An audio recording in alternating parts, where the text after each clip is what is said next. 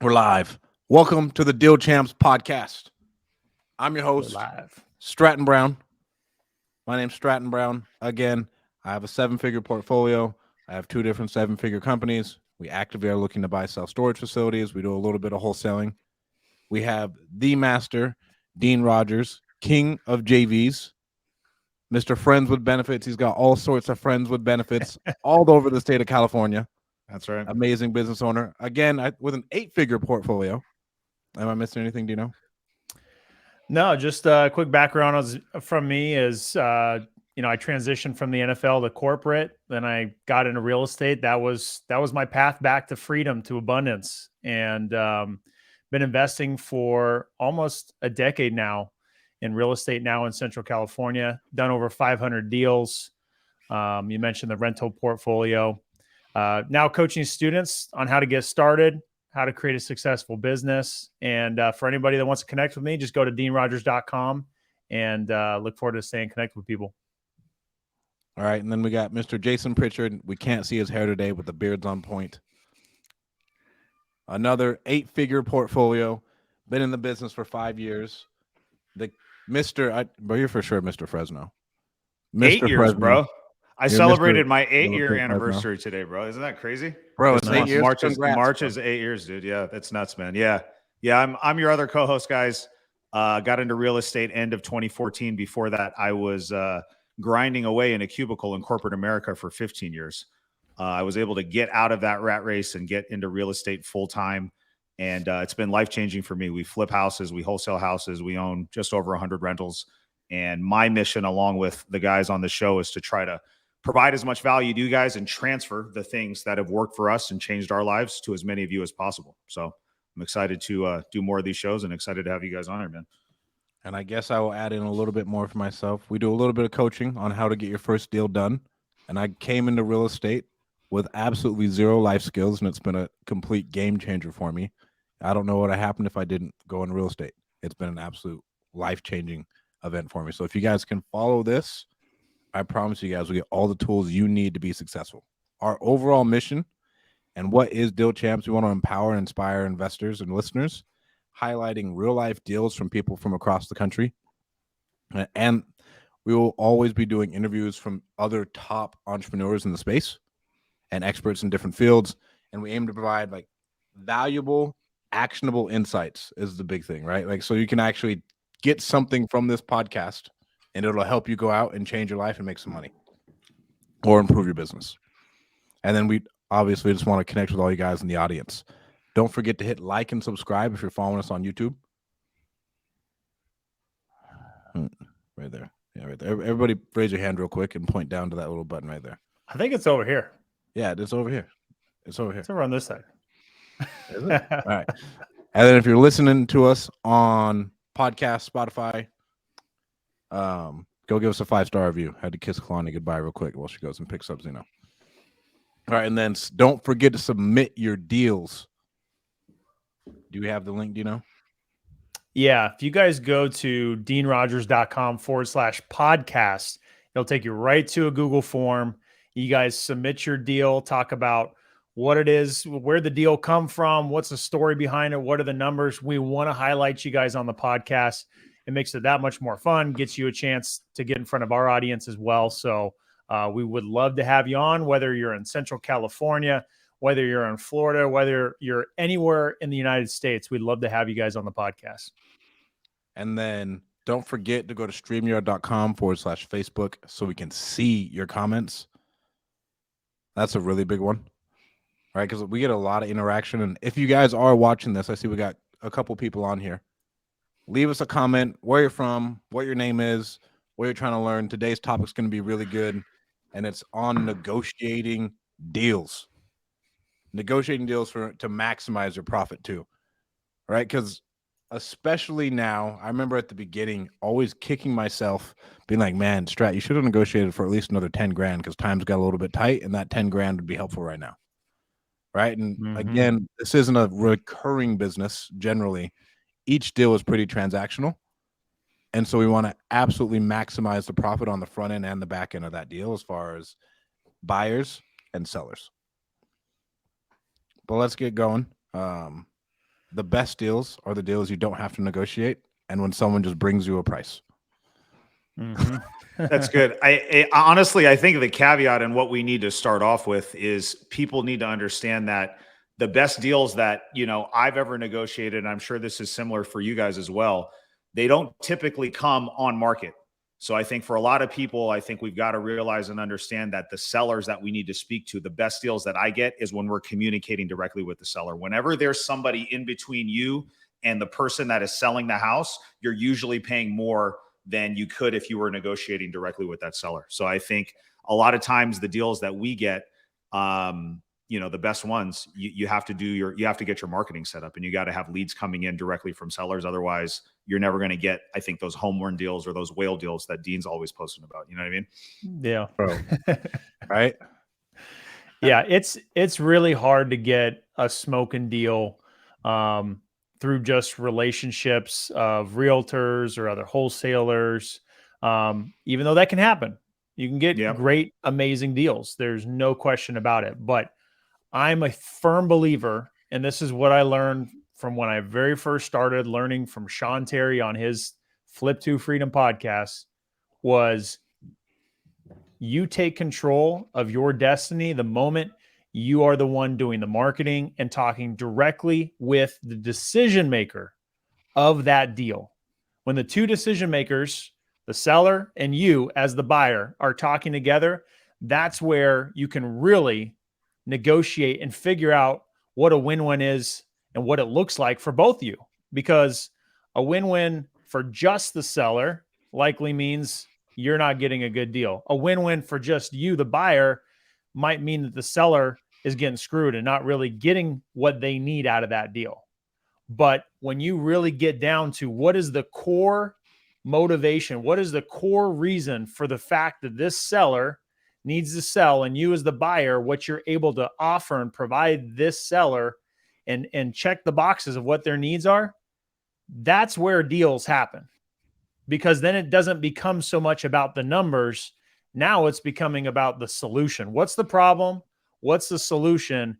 And are we putting a deal together that is a win-win for both? And a lot of times when you're dealing directly with that person, the seller directly, that results in a really good deal, right? That results in a really good deal because you're solving a really big problem. And usually the bigger the problem, hopefully the bigger the reward. Because if you're spending a ton of time, effort, resources in all different categories, and you're not getting a reward for it, then it's probably not something you should be spending your time doing, right? And it's probably not a big enough problem. But if it is, that's where you can get those big rewards. So we just continue to get better and better at that personally. I got a lot more that I want to, uncover with this, but, what do you guys think about that? There's a lot to unpack there, man. And I think if you're doing step one, which we talked about, which is making sure that most of your negotiations are happening directly with the decision maker, the seller, right? I think for me, that's step one.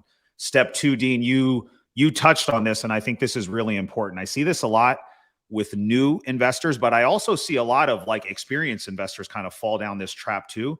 They get so caught up in the condition of the property. They get so caught up in the price and all these other things, right? And they don't realize the best deals that I've negotiated, I'm very rarely the highest offer.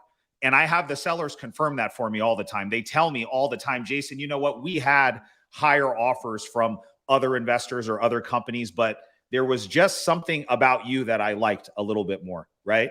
And the main two things in order to get there, I think, are one, you've got to focus on building rapport with the seller. And in order to really build rapport, you've got to understand, and you said this, Dean, you got to understand what their problems are. So you've got to get them to a space where they like and trust you enough, number one, to even be open about what the problems are, right? If you don't understand what their motivations are, you're never going to be able to provide the right solution.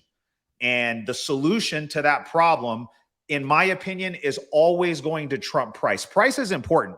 So that doesn't mean that you can be 50% lower than the best offer, right? I'm not saying that, but you can usually buy yourself a $10,000, $15,000, $20,000 discount by building rapport first and really solving the seller's problems by understanding their motivation. So you've got to uncover those things.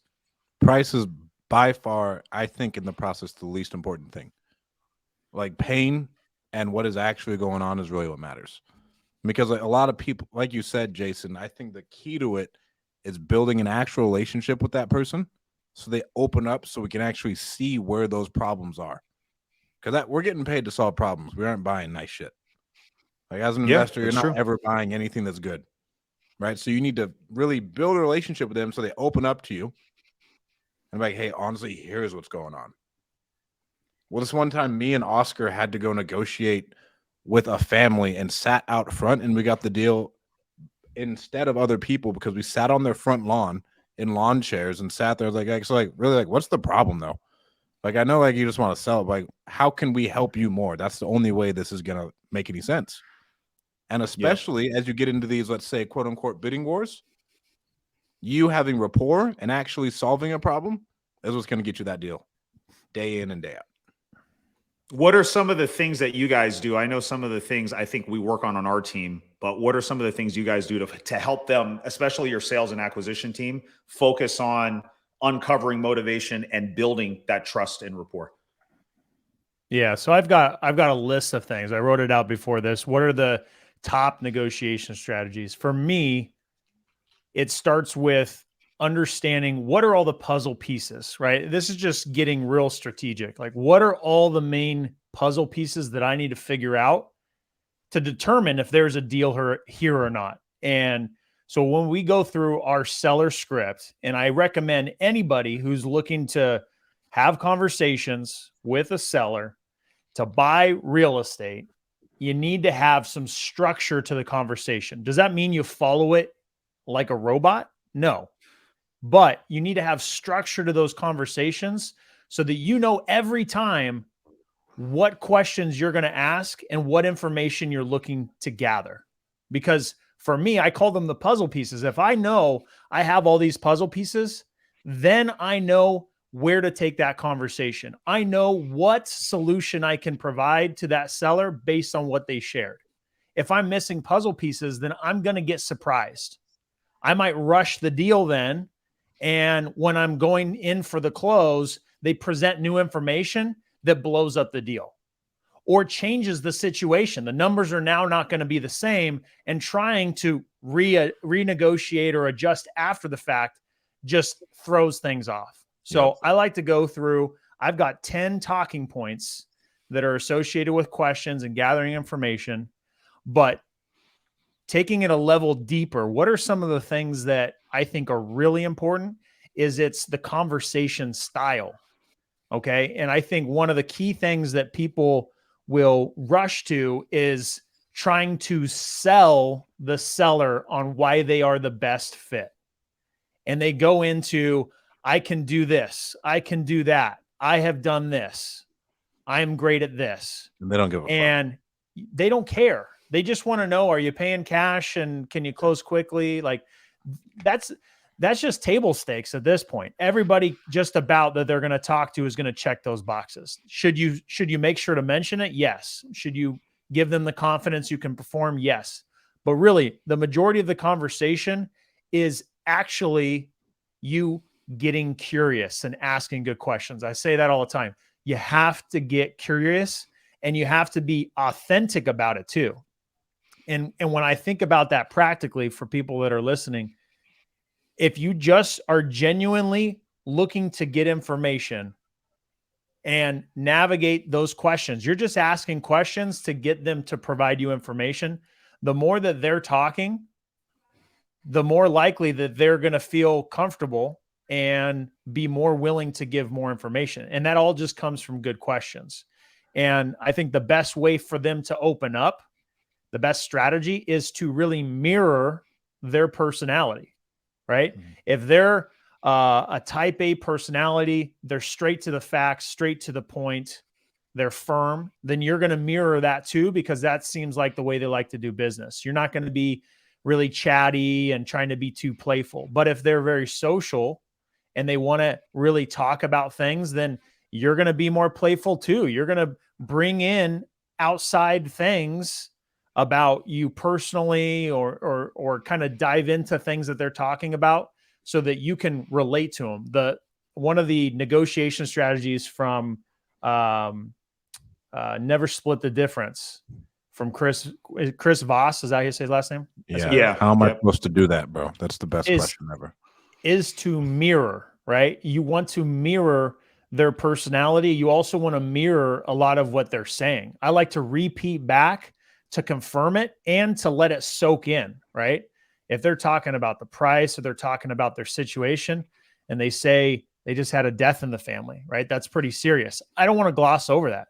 I'm going to say, you had a death in the family? Oh my gosh, like what happened, or how are you feeling about that? Like, you want to have a real human conversation with this person.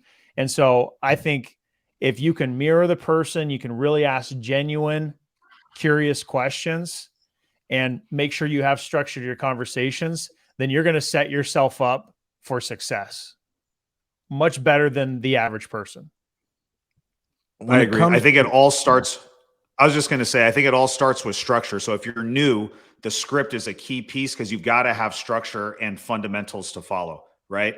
And then what Dean was talking about, matching and mirroring, I think once you've got that script down cold and you've made thousands of phone calls and you have it memorized front and back, right? Then you can start implementing these things like mirroring and matching personality styles to get them to open up a little bit more. And that's what people don't understand. Like, when you really study rapport building and persuasion, and you want to get your interpersonal communication skills to the next level, it's those things that happen like subconsciously, right? When you're using things like the seller's name throughout the conversation and you're mirroring something that they're saying subconsciously, whether they realize it or not, they're like, man, this guy, Dean, I like him. There's something about him. You know what I mean? And it's all simple stuff that's out there, right? Like, these are all books like we've read, like How to Win Friends and Influence People. There's all these different things that you can utilize, right? That as you get better at just speaking the language of real estate, that's step number one. These more advanced, intermediate, and advanced skills are things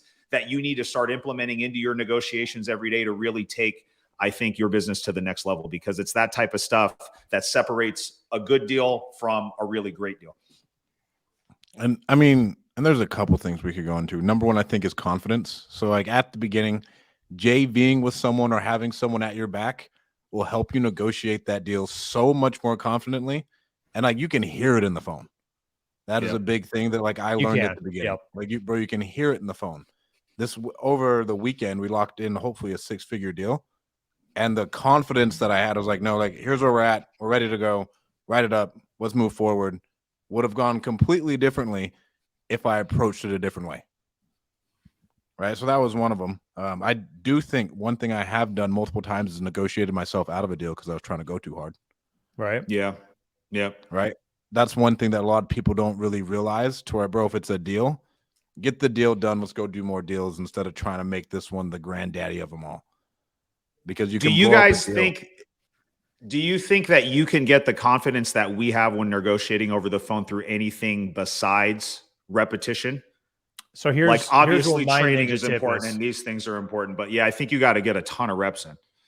Yeah, you got to get the reps.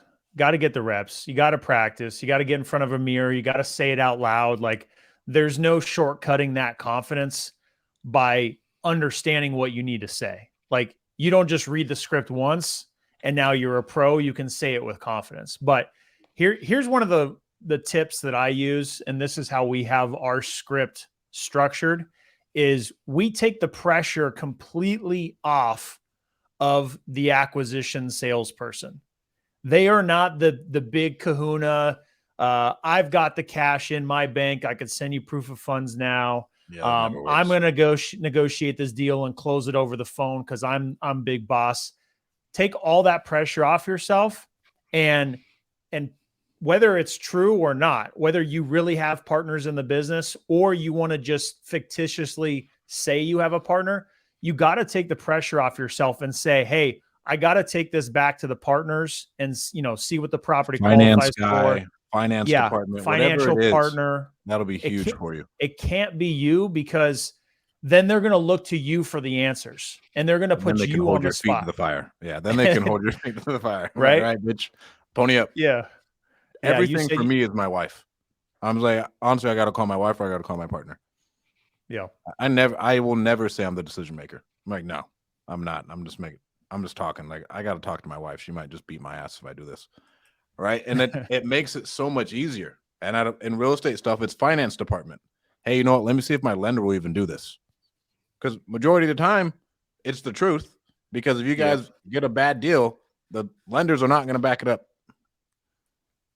If you pin yourself because sometimes I'll be the final call, right? It'll go to my acquisitions rep. We do something very similar to what Dean does, where it's like, hey, I've got to go talk to the owner. We've got to get an approval from the owner. So they're constantly like, well, you know, I really tried to fight for you on this one, and I tried to get the owner to get you up to this number, but I just couldn't get him to do it. This is the most that he could do, right? So then sometimes I end up getting in there. And if you end up going on as the final decision maker, what I like to say is the market won't let me do that. Right. So it's always something else. Even you as the decision maker, I'll go on and say, Dean, like, I want to get you 200K on this, but you see the market, you see what's going on with interest rates. Like, you're watching the news just like I am. You're a smart guy, dude. Like, you know that if I pay you 200 for this, the numbers are just not going to work. The market won't allow me to do it. Right. So there's always a way for you to shift that responsibility to somebody else. And when you shift it, it actually does something, I think, subconsciously with the seller, where you're not being adversarial in the negotiation, right? It's like, we're not face to face at the kitchen table. We're going to be side to side with each other. So let me shift my chair over next to you, and like, let's put our heads together and figure out how we can beat the market together, type of thing. You know what I mean? And so there's always ways that I think you can shift that. And I think that's a really good point. You don't want to just be like, no, I'm not going to do it. There's always got to be a reasoning behind it. Well, and we're both working towards the same outcome, right? It's like one thing, like how you said, Dean, Jason, like, but no, we're a team. Our goal is both just to get this house sold, and I'm going to make some money. You're going to make some money. And I got this from you, Jason. It is going to be the best transaction of your life. Nothing will go smoother. The easiest house that you've ever sold. Yep. Easiest house we've ever sold. But my goal is just to make this easy on you. I hope you feel the same way. It's going to be super easy, but we're just going to do this as a team. And then if you approach it that way, it's not as adversarial as someone's like coming in from left hook, bam, coming like, no, I'm here. Because that is not where you want to go. You don't want to say, oh, I'm Mr. Big Money Bags or anything else like that either. Yeah. I think that's so important, is everything when it comes to price, right? That should always be at the end of the conversation. Always. And for me, I'm gathering all those puzzle pieces so that I have the context. And of course, when we get to price, I'm never giving a price. And there might be some situations where that's just the way it's going to play out because of the way that the seller is positioning or negotiating. But you still, with context, want to position the ask for what they think is a fair price. And we front load that ask with all of the context, all about the market, or all about the condition of the property, or about the motivation and what their situation is and the problems we're going to have to solve or adversity we're going to face, right?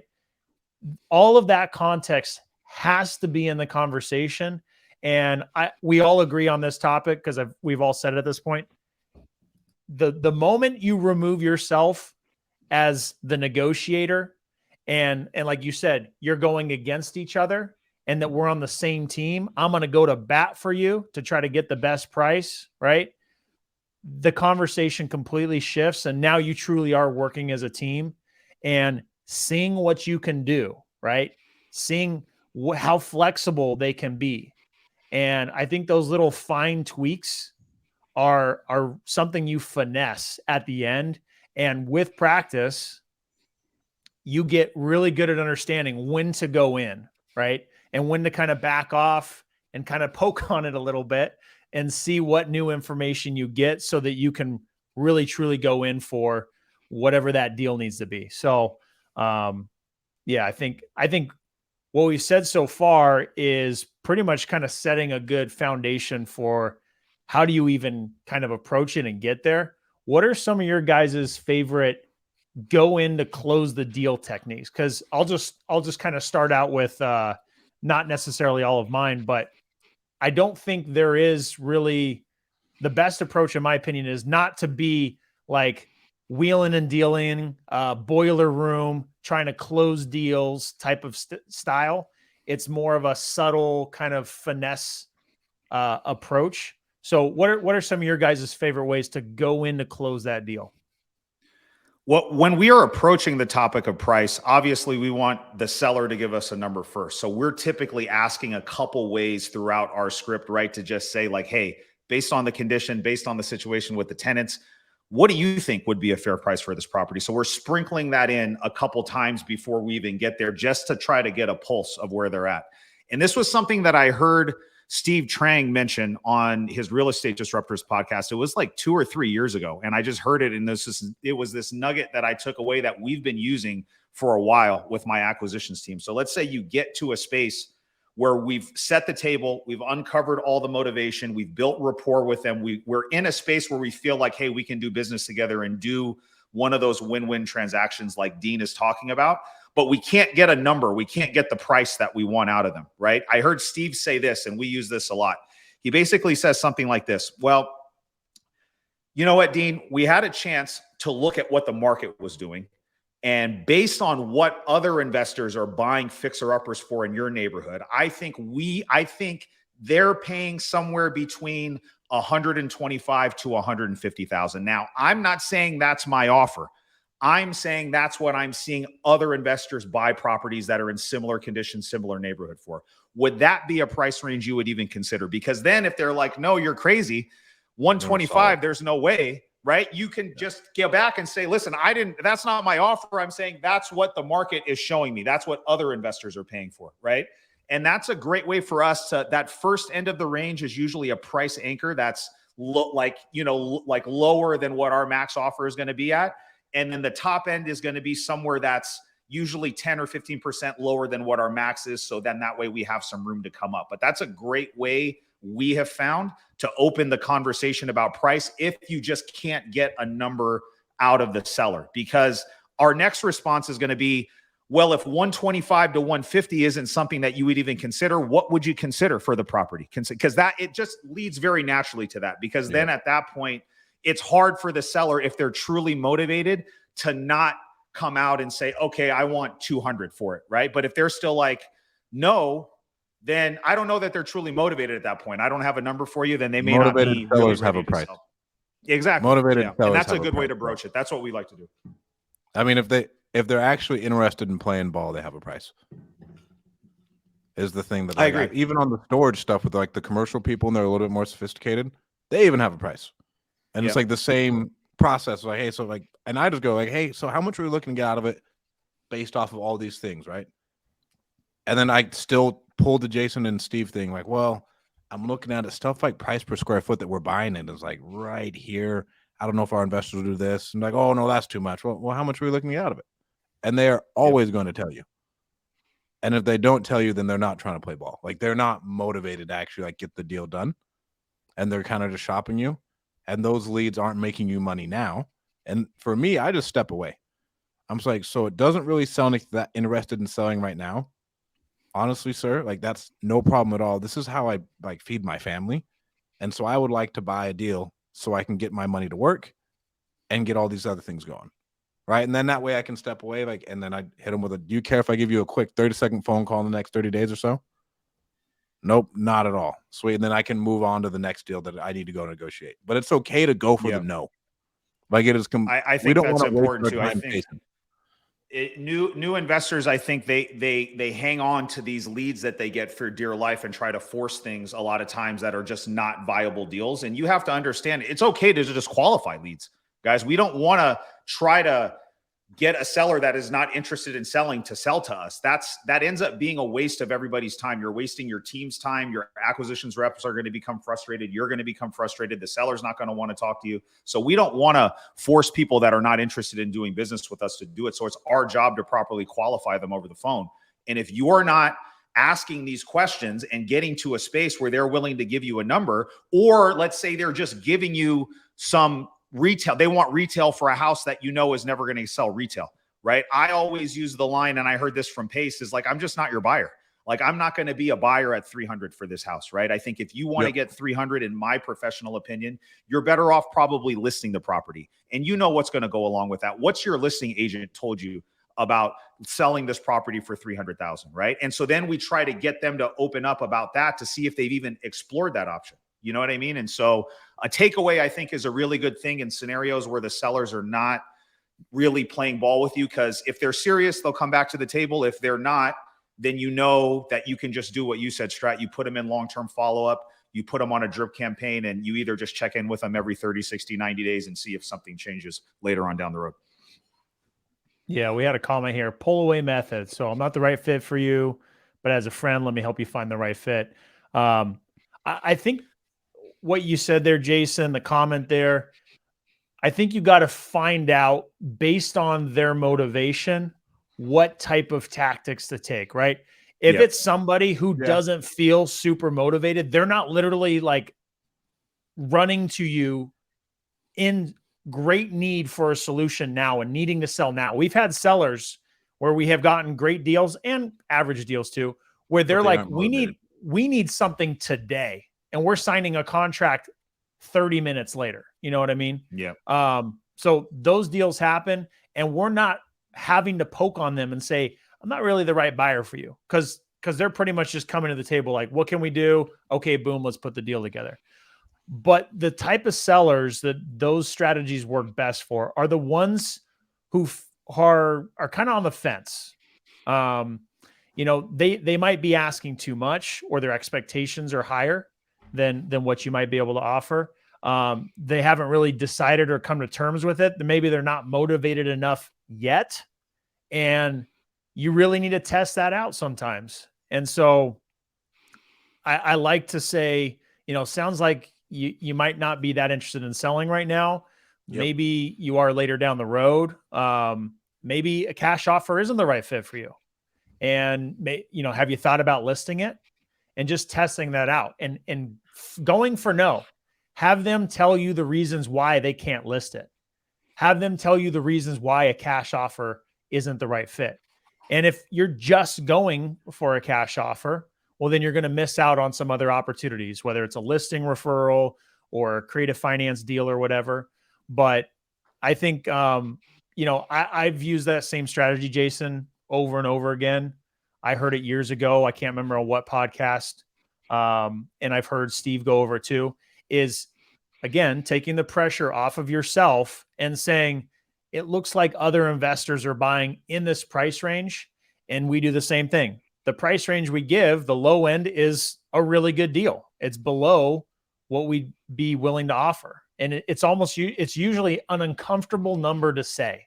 Like if you're not uncomfortable to say that number, then you haven't started that lower number low enough. Yeah. And usually the high end of that range is still a great deal. The low end of what we'd be willing to offer.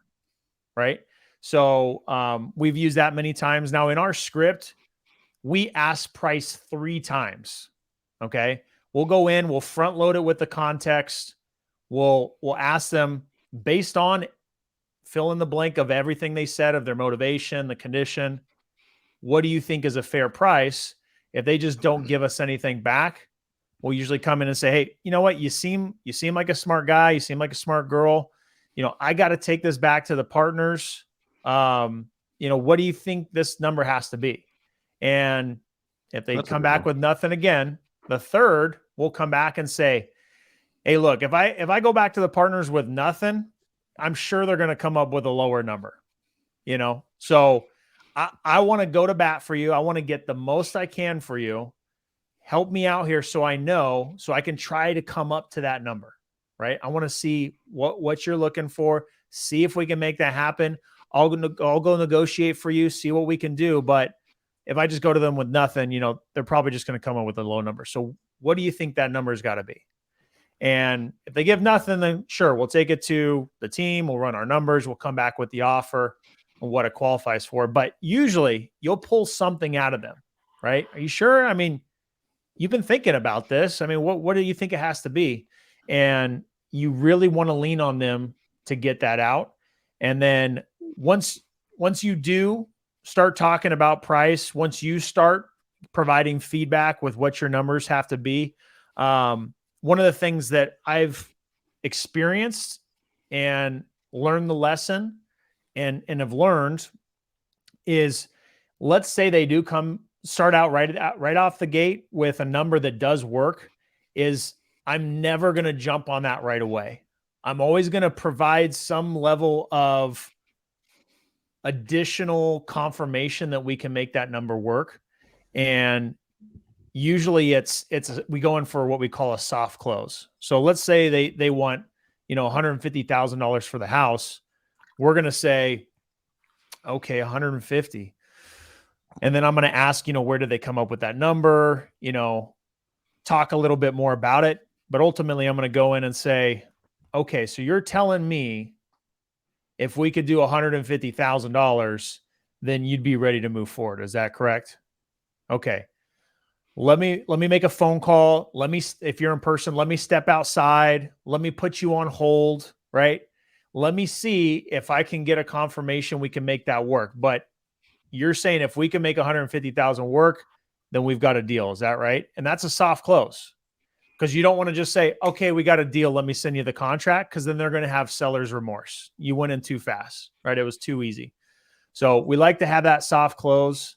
We like to have them kind of on the edge of their seat so that they don't feel like they gave it away, right? And even if that soft close, we're prefacing, we're setting the stage that we're going to come in for a lower number. We'll do that too. Like, hey, you know what? I think that 150 is a little higher. I think they'd probably be somewhere around 130. I want to see if I can come up. I mean, if we could come up to 135, maybe 140, whatever seems right. If we could come up that far, do you think that would work? Right? That's another soft close to try to get it lower. We'll test that out too. So I think some of those strategies are really important so that it feels like a little bit of give from both sides. Yeah. If it just feels like, oh, just hand it over to me, I'll take it, then that's going to cause issues. So it's got to be a little bit of give and take. Then they're running. I think you brought up a really good point. I feel like a lot of investors struggle because they ask for price one time, they get shut down, right? And then they just come back and then they give a number. And I think it's really good to have some structure behind how you ask. I think a couple tips that I would give people that are listening is we also use like more indirect ways to try to get a price out of the sellers, right? So if we ask them for a price and say like, hey, just based on the condition and everything that's going on, what do you think would be a fair price for the property? We'll get a lot of times, well, you guys called me, like, what number would you give me, right? So then we'll transition to terms, right? So it's like, let's put price aside for a sec. Let's just talk about terms, right? So one of the, we'll talk about maybe some of the benefits. You said you've got tenants in there. We could potentially close with those tenants in place. We'll pay all the title and escrow fees so you don't have to do that. Now, do you have or owe anything on the house that needs to be paid off? Is there a mortgage? Are there any liens or judgments, things like that that are going to need to be addressed? Yeah, I've got a mortgage that's about $50K. It's like, okay, let's say we pay that $50,000 off. How much do you think you would want to walk away with, right? And I have found kind of a less indirect way to ask them, but you can still kind of do the math, right? So if they've got a $50K mortgage and they want to walk away with 100, their number is somewhere around 150,000, right? And then you can use that in combination with like a direct approach, like Dean said, which I think works very well too. It's like, hey, if I go to the boss and we don't have a number, I know he's going to hit you with a low number. So let's work together on this one, right? Another thing that I like that's indirect is, what are some of the houses selling for in your area, right? I know you've been on Zillow before and checked it out. Like, what are you thinking? Like everybody goes on Zillow, you know what I mean? So they're lying to you if they tell you they have zero idea, right? So I think you can sprinkle in some indirect ways to get to price along with that direct approach. And sometimes we'll ask, when I listen to calls, 4 or 5 times, right? When you add all those things up. And I think that's a mistake a lot of new investors make, is they don't ask enough or they don't ask the right ways, or both, right? And you're leaving money on the table by just coming back and giving that number first. And always ask if it's negotiable. Like everybody, it's crazy. Are you flexible? Are you flexible? They will not give you a price. Then they give you a price. Like, well, is that negotiable at all? I'm like, yeah, maybe a little bit. Right. So you got to ask, because then you can still get it a little bit lower. Right. And it makes it easier to ask if you've had a great conversation leading up there. You've asked a lot of questions. You got them to open up. You've built some rapport. It makes those conversations easier because now you've really kind of felt each other out. You understand each other's personalities. You understand how you like to talk. You understand what their situation is, what's going on. It's easier to ask that question and go in and probe on it and poke on it because you understand what's going on. Like you're trying to figure this out. You're trying to work together. And I think people get caught up on going in for the deal. I got to get the deal. I want to make this much money. And I've heard this term.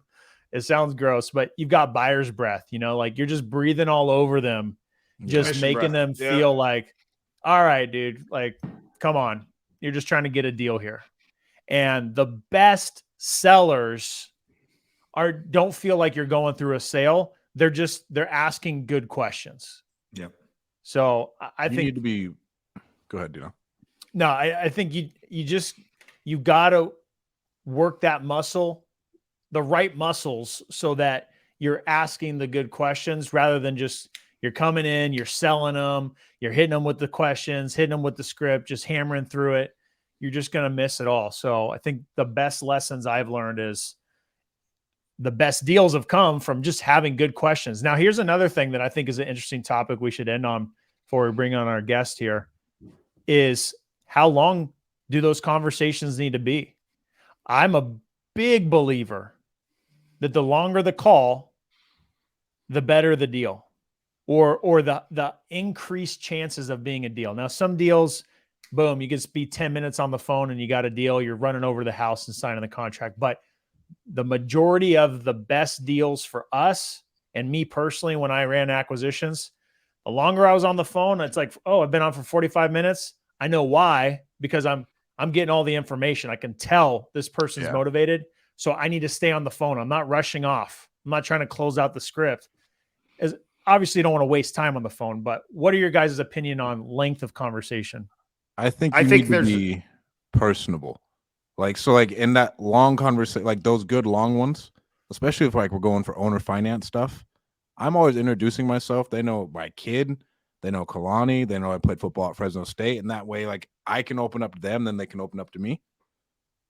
And then, I mean, bro, if it takes 2 hours, but you're gonna make 20 grand, that's the best 2 hours you've ever spent in your life. Like you should spend as much time as you can. I mean, Gerald Rojas, he's probably not watching this right now, but Gerald Rojas' second deal, he talked to the person for 6 hours. That's crazy. Bro, he talked to the person for 6 hours. He ended up making like 30 grand. I mean, you tell me you wouldn't talk to someone for 6 hours and make 30 grand? I'm just like, But like, I think as long as it takes and as long as you are progressing it forward, right? Like that's why you have the script and you can move it forward, know where you're going. But a lot of this is really making a friend, shooting the shit with your friend. They know who you are. You've asked them the good questions. And then that way they're like, yeah, man, I like you. I talk because they're talking to 30 other people, no matter what aspect, if it's commercial, if it's not, whatever it is, they're talking to a ton of other people. And that just makes you stand out more. And even if you don't close it on that long phone call, you're more than likely going to get that deal because you took the time to actually acknowledge them as a human, right? And acknowledge their problems. And because they still might want to just shop, right? Like, okay, well, yeah, I'm not quite comfortable. You don't close it, but then that you saw them is the best way I could put it, right? Like you saw them, you acknowledged everything that's going on. And so you're still going to get that deal. I think the more time you can spend talking to them, obviously we have like those 20-minute closes. Like, hey, I got this house. I don't want it anymore. Bam, I need this price. Obviously, those ones aren't going to take long, but that's my thoughts on it. I like to find a balance between the two things. I think our sweet spot is 20 to 25 minutes, give or take 5 minutes either way. I think those typically are the deals that the length of conversations that we're having with the good deals. I have had plenty of long phone calls, but I'm also cognizant now, and I think this is more important when you're working a lot of leads. At the beginning, you don't have a lot of leads, spend time talking on the phone with the sellers, right? But I think when you've got marketing going out like maybe Dean or I or Stratton does, right? And we've got our phone is ringing a lot, you know what I mean? And so what I tell my team is we don't want to ever rush through a phone call, right? But I think there's importance in keeping control of the conversation, I guess is what I'm trying to say, right? If the seller's in control and is leading you this way, leading you that way, we're talking about a million different random things. I don't necessarily love that either, right? So I think that there's a balance between, asking the right questions, staying on there, building rapport, and also being efficient with your time, because we don't want to miss opportunities that are coming in right behind that, right? We're not here just to do one deal. We're going to be on the phone. Like our reps are on the phone all day long. You know what I mean? And if you're an hour on the phone with one person, you're missing potentially 2 or 3 other calls that come in. So I think there's the balance that you can find. 20, 25 minutes is about our sweet spot. Yeah. With experience and practice, you're going to learn how to build that rapport, but not take it too far where you're just talking too much about stuff that doesn't matter. You're able to pull that conversation back in, transition into the next question that you need to ask, and keep it within, a reasonable amount of time. Let me ask you guys one more thing before we transition. What are you guys doing as far as the negotiations on price reductions right now? Because I know, a year, 2 years ago, I wasn't having to do a lot of price reductions because if we had something in contract, it was a go. You know what I mean? Because the market was so hot. Now we do our best to make sure we're negotiating a price that we can perform on. But when you're doing stuff, that's maybe 2 hours away or 3 hours away, right? Sometimes you get out there and actually look at it and then the numbers don't pencil out. So how do you guys approach reductions if and when you've got to talk about a reduction with the seller? Bro, in December, we had to do 100K cash reduction. Ooh. And so, right. And this is on that storage facility that we bought. We were going to go 350 down. And then I go and I look at it and I was like, bro, it is going to take us a lot more money to get this done. We need to take $100,000 off of this. And so off the price or off your down payment? Off the down payment, but still, bro, he's going from making $350,000 with less. No, it's big. It's a tough pill to swallow for sure. And so it was always us, right? Like, so, hey, we have a problem. Like, hey, we got a problem. I hate doing this, but honestly, if I don't do this, then like I can't make it happen. Like I have full intentions of doing and closing on this deal, but this is what I need to make it happen. And then if there is a way for me to budge on something else, I always want to give them something in return. Yep. Right. And the single family space is a little bit different. This one was terms, right? And so I switched up the terms from 1% and I made it 2% interest now. Right. And so I gave him something else. And then he ended up, okay, now he'll make $100,000 on the back end in interest. Right. But it's one thing or another to where I always believe in a negotiation, even if like you're going to go up and they're like, hey, I want 150. And you're like, okay, well, I'll do 150, but can you give us like a good Google review? You always got to get something back. Yeah. Right? That way it's not that way. But on those, I haven't had to do any gnarly ones on the single family space because a lot of times, bro, you might just lose the deal, especially with they're getting bombarded. With these ones, it's always an us. And then if all else fails, I've actually had 2 of them fall out because I've had to go back and like retrade. I hate retrading because I try and be a man of my word. I do too. And rapport is a huge deal when it comes to reductions. If you have zero rapport with the seller, the likelihood that I feel like you're going to get a reduction is slim to none. So I feel like it always goes back to those initial phone calls, right? If you did a good job building trust and rapport, right? You don't drag things out to the very end. You go to them when you find out like, hey, listen, like, I'm sorry, we walked the property. We had our guy go over there. We looked at it. We had a chance to review everything. And just unfortunately, the house was a little bit worse than what we were expecting based off of our initial conversation, right?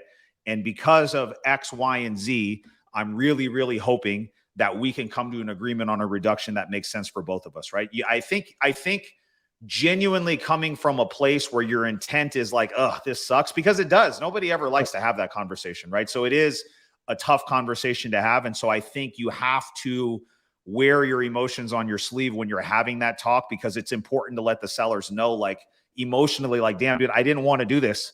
But at the end of the day, I said, this is a business. Remember, we said this has got to be a win-win. And this is not going to be a winning deal for me if I perform at this price. And here's why. I've got to do this. I've got to do this. I've got to do this. And because of that, right, I'm hoping we can come to terms on agreement that would allow us to reduce the price by X amount of dollars. How do you feel about that, right? I will say one thing is having that list is really, really big, right? If you can actually like point to it and it's very evident, like, hey, I got there and there was this. With this one's like, hey, like half of the doors on this bitch don't work. Yeah. That is going to cost me an extra $100,000. And then that's easier. And you're not trying to fleece someone. Yeah. I think for us, it's important for everybody that's watching this or listens to this to know that we're not reducing just because we want to get a better price. We're reducing because of something that came up during the due diligence that is going to change the dynamics of the deal for us.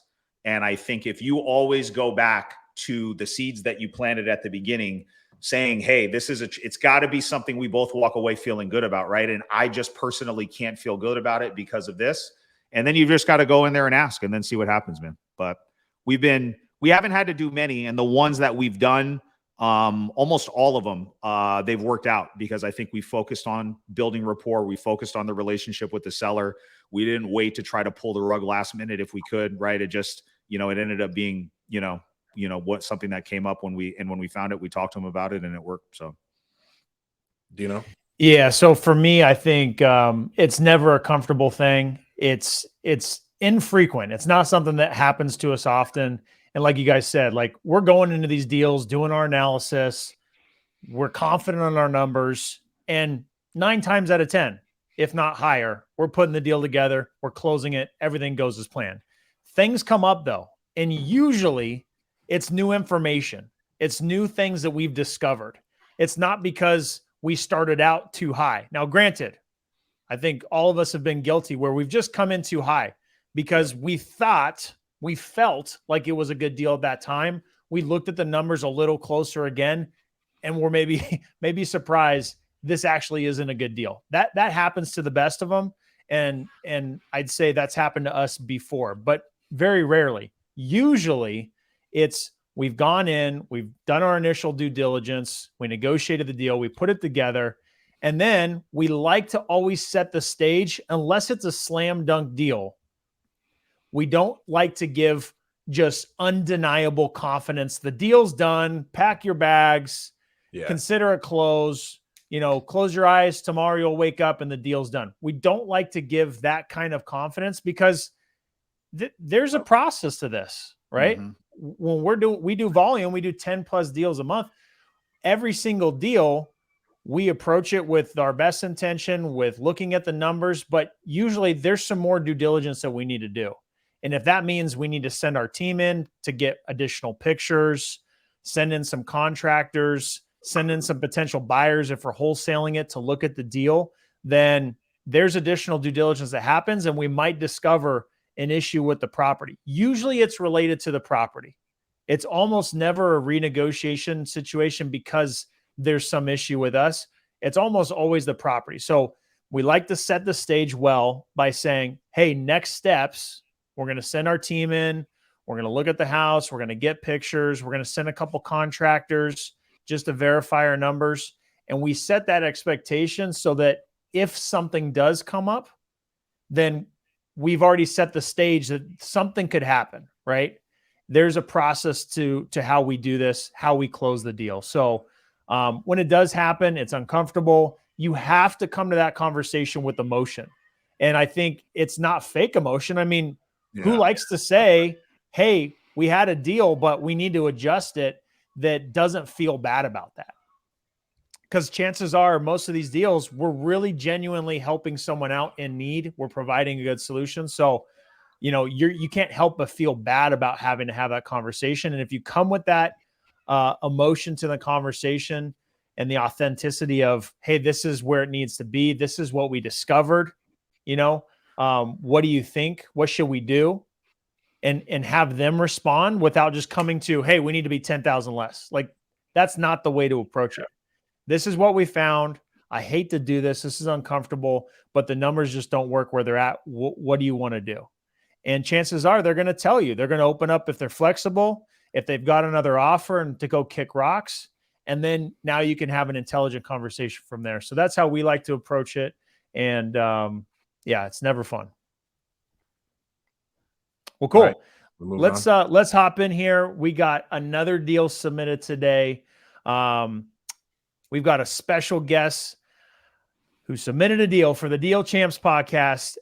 This deal is a different deal that I'm excited to cover.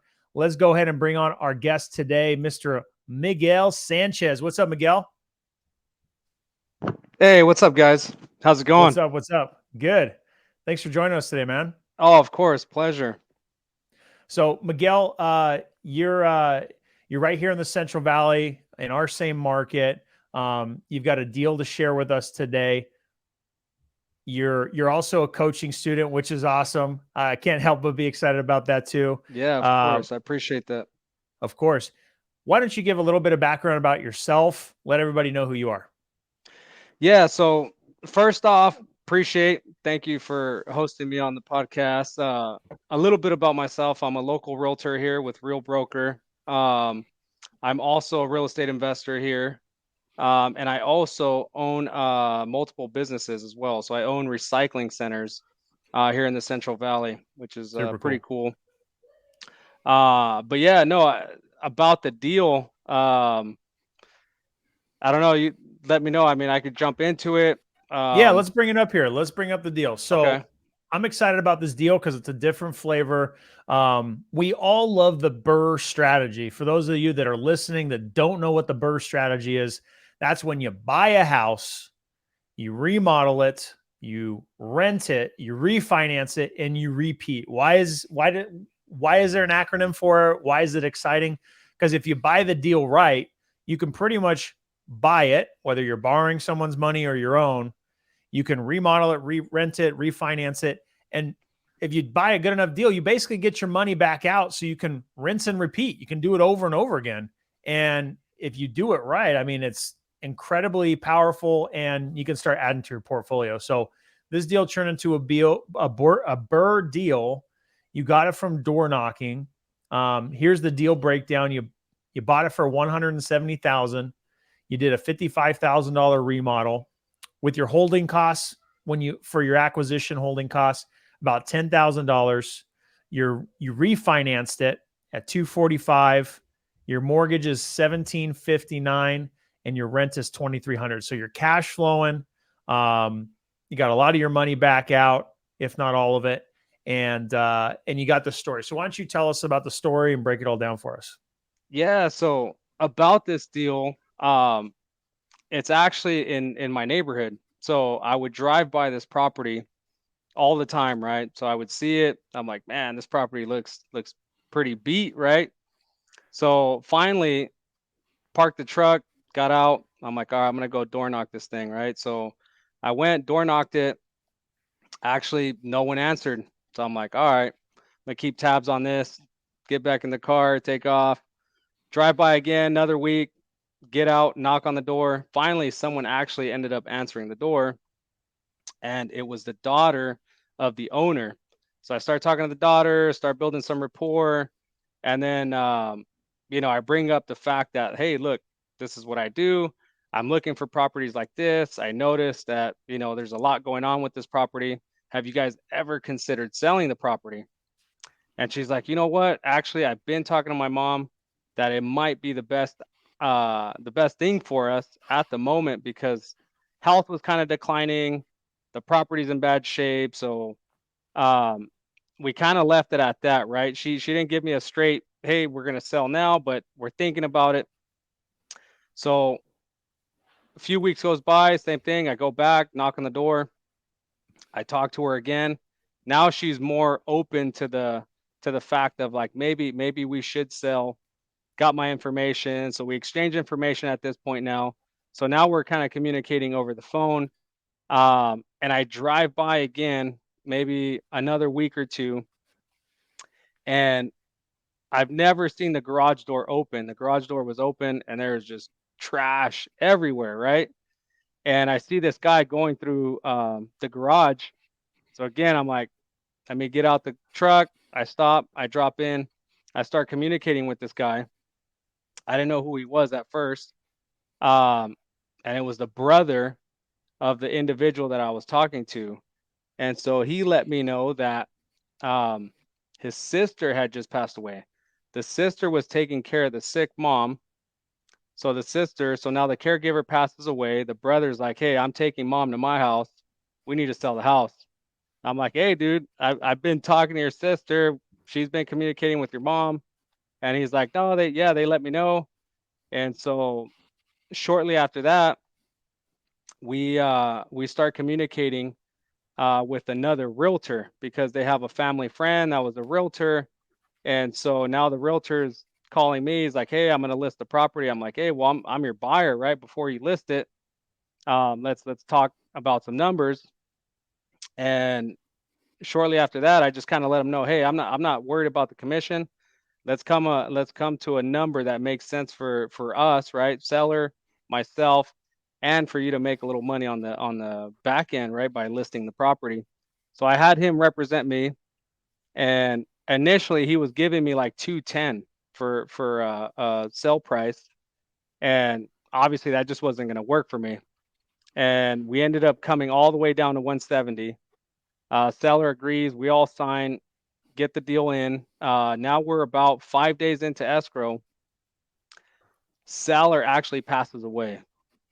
No. So now seller passes away. So kind of sad, right? The sister passed away. Now the mom passed away.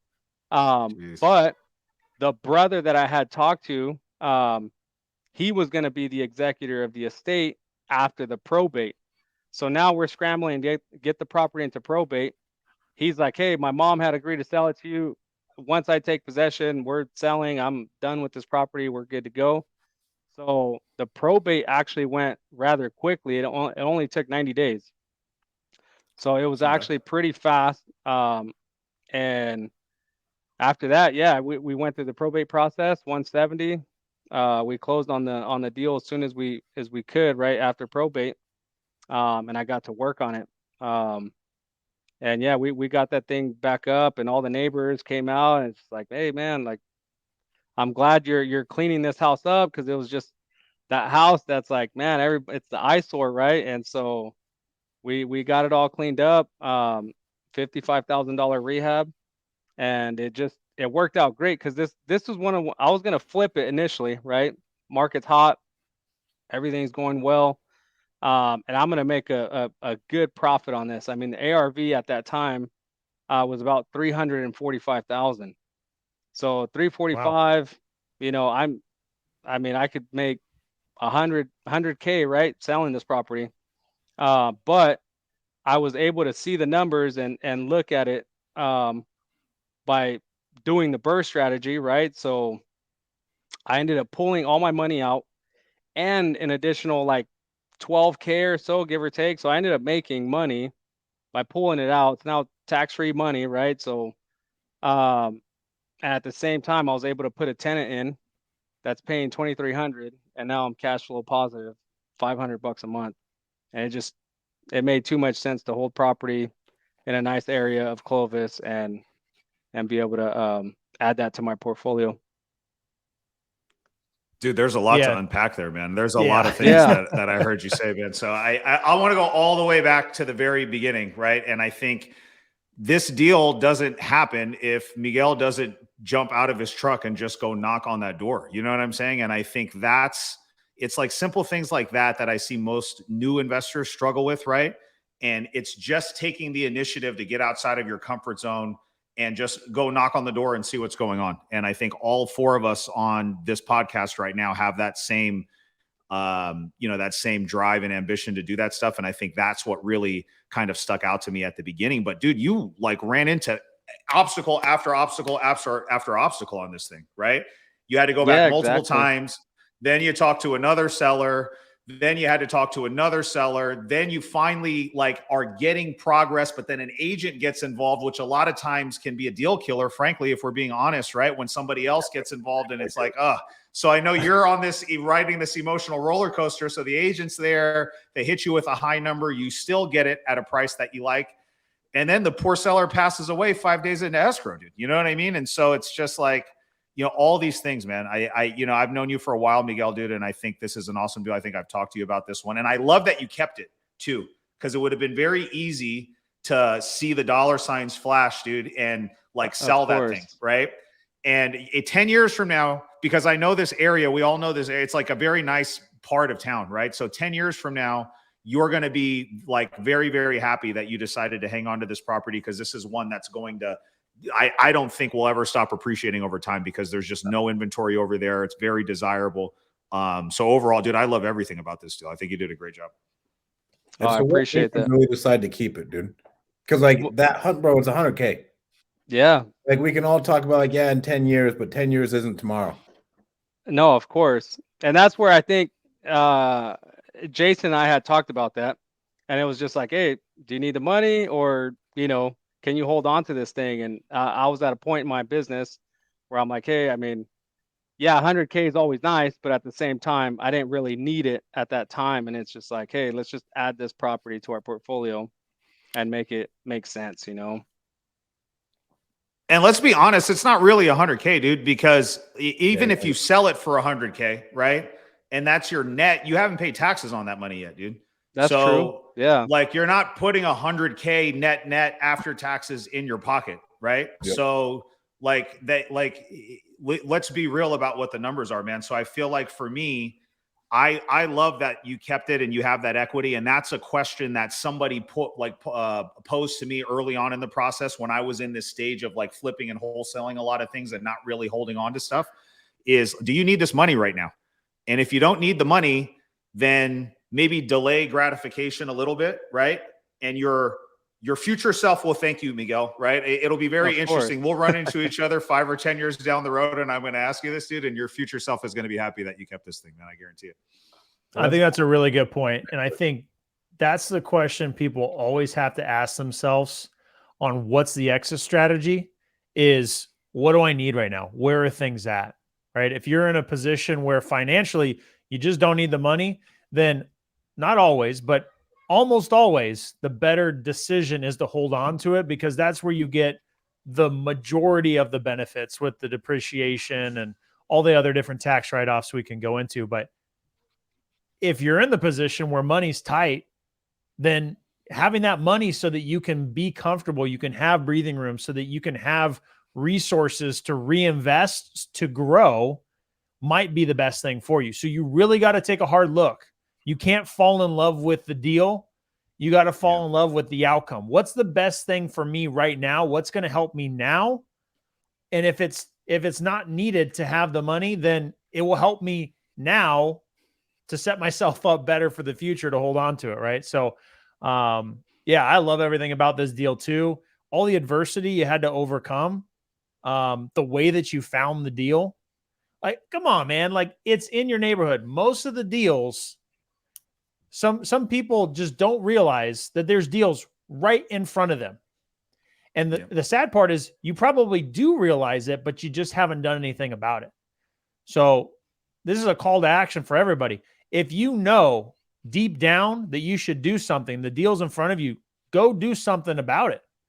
Miguel got out the truck and knocked on the door, and nothing happened at first. He knocked on it, I think I read in the notes, 5 more times until finally the daughter answered, not even the owner, just somebody, human contact, right? It took 5 times. It might take you 50 times, right? Someone in the comments here, I'm going to pull this up. This guy said after 50 calls, he landed a deal, right? And after 50 calls, he made 30 offers to get that one deal. So shout out to that guy for being persistent, because, dude, sometimes that's what it takes. But sometimes it's as simple as like, it's right in front of me. I just got to go get it. And I knew competition on that one, Miguel. Like, was there anybody else bidding against you? No, not at least not that I knew of. Right, like and the crazy part, every time I door knocked, I knew they were home because I could hear the dogs barking. And then, you know, you can kind of hear a little bit of scrambling, and they just wouldn't answer the door. So I'm like, I'm coming back. I'm going to come back. I kept knocking. And then finally, I just, you know, I was able to make contact. Yeah, good tip for that, just to leave with this, is if you're trying to make contact with somebody through door knocking, come at different times, right? You might catch someone when they're coming back from dinner, coming back from work, or headed out to go somewhere, or back for lunch. Like, think about the times. If you got a 9 to 5, what times you're probably coming in and out. That might be a good time to come back and check on them. All right. Well, guys, another episode here in the books. This one was a juicy topic. I felt like we could have spent hours on this topic because we just know how important it is. We've spent a lot of time, effort, resources, blood, sweat, and tears getting good at some of these skills. And so hopefully this was valuable for people. So thank everybody for watching the Deal Champs podcast. If you're watching this on YouTube, we would definitely appreciate a like and subscribe. If you're watching this on Apple Podcasts or Spotify, please give us a 5-star review. You can follow all of us on Instagram. For myself, it's Dean Rogers Real Estate. For Jason, it's Jason Pritchard. For Stratton, it's Stratton Daddy. And Miguel, it's Miguel Sanchez REA. So appreciate all your guys' support. Again, if you guys want to submit your deal, we want to hear about it. You can go to deanrogers.com/podcast. It takes you right to a Google form where you can fill out all the information, and we'll get a notification for that to check it out. With that, guys, we appreciate you, and we will see you guys on the next one. See ya. Peace. Thanks, guys. Yep.